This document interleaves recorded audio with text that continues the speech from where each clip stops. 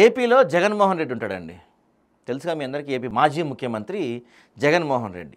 ఆయన ఏదన్నా ఒక ప్రెస్ మీట్ పెట్టాడులే పాపం. ఈ ఏదన్నా ఒక ప్రాంతానికి వెళ్ళి మాట్లాడతారనమాట. ఆయన ఒక ప్రాంతానికి వెళ్ళి మాట్లాడితే ఒక 2 డేస్ నవ్వుకోవచ్చు. మంచి కంటెంట్ వస్తుంది మేమర్స్కి.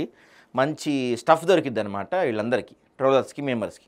అట్లానే ఈసారి కూడా కేటీఆర్ కూడా అంతే. ఆయన ఏం మాట్లాడతాడో ఎవరికి అర్థం కాదు.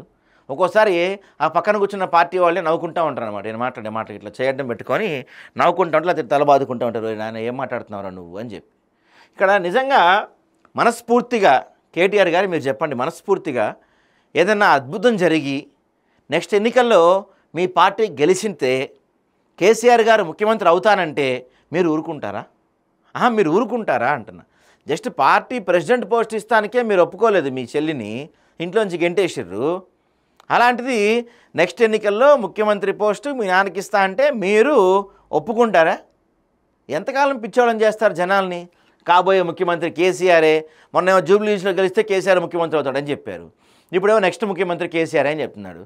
అసలు మీరు స్థానిక సంస్థల్లో పోటీ చేస్తారు లేదా మీ పార్టీ వాళ్ళకి క్లారిటీ లేదు. లోకల్ ఎలక్షన్స్ నామినేషన్లు పడతా ఉన్నాయి, ఆ తర్వాత ఎంపీటీ జెడ్పీటీసీలు ఉన్నాయి. అసలు ఈ మనకు అనవసరం అనుకొని మీరు దూరం జరిగారు. ఎమ్మెల్సీ ఎన్నికల్లో పోటీ చేయలేదు. ఇట్లా అన్ని ఎన్నికల్లో ఓడిపోతూ వస్తూ అసలు జనాలకి దూరం అయిపోయిన మీరు వచ్చే ఎలక్షన్స్లో గెలుస్తారని ఎలా అనుకుంటున్నారు? మీరు అసలు కాన్ఫిడెన్స్ ఉండొచ్చు, ఓవర్ కాన్ఫిడెన్స్. గతంలో సబ్జెక్టివ్ కరెక్షన్ నెంబర్ కొంచెం అటు ఇటు అవ్వచ్చేమో. మీ పార్టీకి ఫండ్స్ వస్తాయి, అన్ని పార్టీలకి ఫండ్స్ వస్తాయి కదా.